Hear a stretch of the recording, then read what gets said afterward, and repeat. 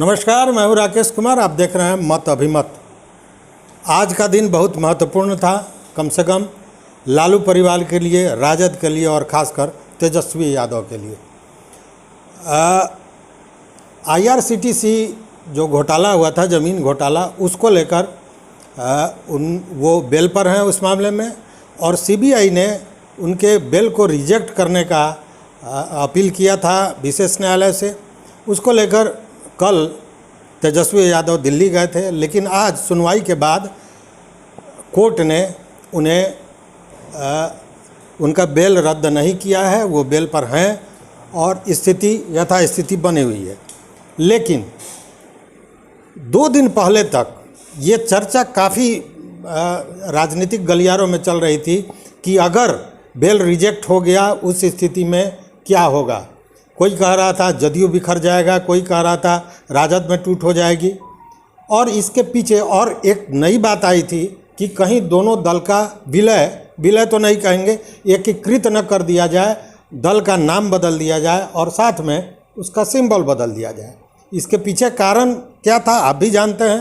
कारण ये था कि दिल्ली में जो कार्यकारिणी की बैठक राजद की हुई थी 4-5 दिनों पहले, उसके बाद लालू जी चले गए थे सिंगापुर, तो उसमें एक विशेष प्रावधान किया गया था अमेंडमेंट करके कि तेजस्वी यादव को अधिकार होगा कि वो दल का विलय कर सकें, नाम रख सकते हैं और लोगो माने उसका चुनाव चिन्ह भी वो रख सकते हैं दल का।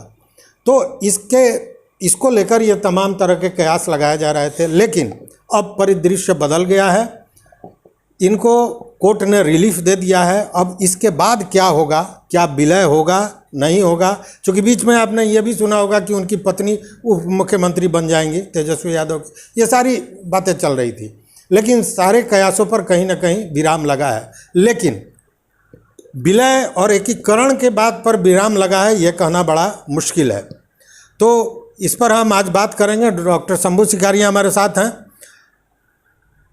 आपको क्या लगता है इस स्थिति में जो कार्यकारिणी ने विलय की बात की थी, विलय की बात नहीं की थी, कार्यकारिणी ने यह कहा था कि इनको ये अधिकार दिया जाता है, आपको क्या लगता है? देखिए, जो स्थिति कार्यकारिणी की बैठक से चुनाव चिन्ह और दल के नाम को बदलने में जो आदेश पारित हुआ, उसने पूरे माहौल में एक राजनीतिक अस्थिरता का माहौल पैदा कर दिया। अभी दोनों दलों में अंतर्कलह चल ही रही है।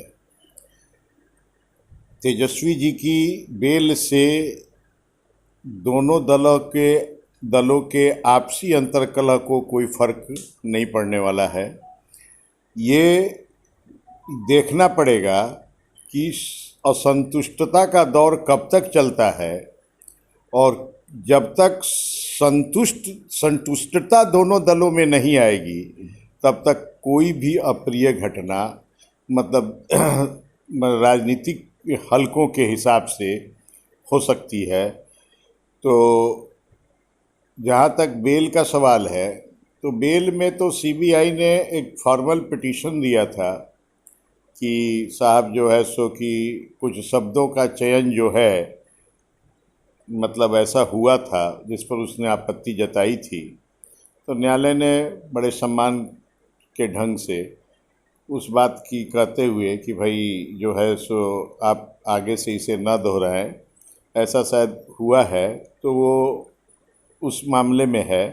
पर चार्जशीटेड हो जाने के बाद कभी भी बेल का जो है टूटने का खतरा यह मंडरा ही रहा है। बहुत सी न्यायिक प्रक्रियाओं में व्यवस्थाएं बनाई गई हैं और उनके विषय में कुछ कहना भी उचित नहीं है। तो राजनीतिक हलकों में जो अस्थिरता का दौर है, जब तक यह नहीं शांत होगा तब तक कोई भी कयास किसी भी ढंग से लगाए जाते रहे हैं, लगाए जाते रहेंगे। जब तक राजनीतिक अस्थिरता समाप्त नहीं होगी तब तक इस तरह के कयास लगते रहेंगे। हम सर से जानना चाहेंगे, चंद्रभूषण पांडे जी हम लोग के साथ हैं, कि सर ये आपको क्या लगता है कि जिन परिस्थितियों में नई सरकार बनी, क्या आपको लगता है कि ये जो अस्थिरता है या भीतर घात वाला जो कहानी चल रहा है, एक दूसरे के साथ भी हैं और 7 नहीं भी हैं। ये स्थिति में कुछ सुधार होने की गुंजाइश नज़र आ रही है क्या? जो स्थिति बन रही है, ये दोनों दल के एक साथ होकर के सरकार बनाने से, ये इस स्थिति में सहजता अंत तक नहीं आने की उम्मीद की जाती है। संभावना यही है। और जितने दिन गुजरते जा रहे हैं, आगे के तरफ ये सरकार बढ़ रही है, उतने ही ज़्यादा कठिनाइयाँ, एक से एक बढ़कर कठिनाइयाँ सामने आती जाएंगी।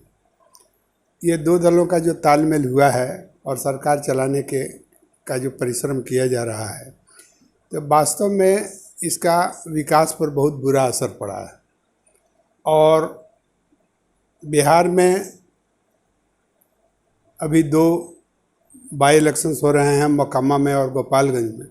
अभी सरकार और ये सरकारी दल, ये दोनों जेडी और आरजेडी, इस पर अपना पूरा ध्यान लगाए हुए हैं और चुनाव जीतने के लिए सब प्रकार के प्रबंध किए जा रहे हैं, जो करना चाहिए। और भाजपा भी इस चुनाव को जीतने के लिए जी तोड़ प्रयास कर रही है, जोड़ तोड़ कर रही है। तो अभी पूरे बिहार का ध्यान इसी दोनों बाई इलेक्शन पर आ गया है। जो 2 मंत्री इनके मंत्रिमंडल से हट गए हैं, उसमें अभी 2 मंत्रियों का अभी इंडक्शन नया हुआ भी नहीं है। उनके चुनाव में भी अभी बहुत देर लग रहा है। तो यह एक बेल का आइटम था तेजस्वी यादव जी का, तो इसमें इनको राहत मिल गई है और विशेष अदालत ने इन्हें चेतावनी देकर के इनको एक बहुत बड़ा रिलीफ दिया है। तो इससे एक कम से कम एक बादल छट गया। और अब ये लोग अभी दूसरा कोई चीज़ नहीं करके, ये लोग अभी मुख्य बाई इलेक्शन लड़ने पर अपना ध्यान केंद्रित किए हुए हैं। और इलेक्शन के रिजल्ट के बाद राजनीतिक परिदृश्य में बहुत बड़ा परिवर्तन होगा, इससे इनकार नहीं किया जा सकता। माने इस इलेक्शन का असर पड़ना है बिहार की राजनीति पर, और उसी के हिसाब से अगली रणनीति पार्टियों द्वारा बनाई जाएगी। लेकिन आपको याद होगा सर कि अभी यहाँ तक चर्चा हो गई कि पार्टियां टूटेंगी, भाजपा के तरफ से चिराग पासवान को मुख्यमंत्री तक बनाने की बात कही जा रही थी। इसमें आपको क्या लगा? हमको तो कुछ समझ में नहीं आया। ऐसी कोई ठोस बात तो अभी तक नहीं आई है, लेकिन चिराग पासवान का जो संकेत है वह भाजपा के नज़दीक पास ही है, तो यह सच है। क्योंकि एक बात ये भी आई थी कि आरसीपी भी विरोधी दल में हैं, हो सकता है कि वह भी भाजपा का दामन थाम ले। तो अभी सूरजभान सिंह, चिराग पासवान, आरसीपी सिंह, ये सब कोई अपना वज़न जो है सो भाजपा के तरफ से ही दे रहे हैं, ऐसा देखने से लगता है। स्पष्ट रूप से कहा नहीं जा रहा है, लेकिन यह भीतरी बात तो है, इसे इनकार नहीं किया जा सकता। मतलब कि ये उपचुनाव केवल मोकामा और गोपालगंज के प्रतिनिधि का ही चुनाव नहीं है, ये बिहार की राजनीति किस करवट लेगी इसका भी चुनाव है। वो भी कहीं ना कहीं इससे प्रभावित होने वाला है। तो देखते हैं कि चुनाव में क्या होता है। फिर मिलेंगे। अगर चैनल पर नए हो तो निश्चित रूप से सब्सक्राइब कर लीजिए और अपना मत दीजिए, क्योंकि आप जो कमेंट देते हैं, जो आपका विचार होता है, वो हमारा उत्साहवर्धन करता है। तो देखते रहिए मत अभिमत। बहुत बहुत धन्यवाद। नमस्कार।